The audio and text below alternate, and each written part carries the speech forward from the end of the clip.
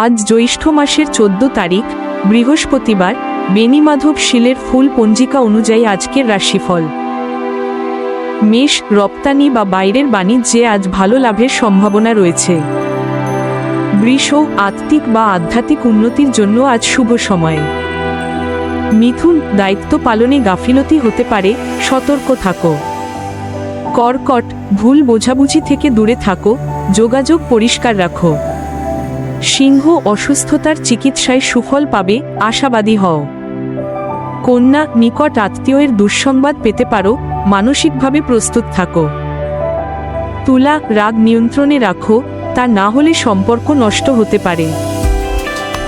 বৃশ্চিক, বাহ্য বেদনায় কষ্ট পেতে পারো, শরীর চর্চা ও বিশ্রাম জরুরি।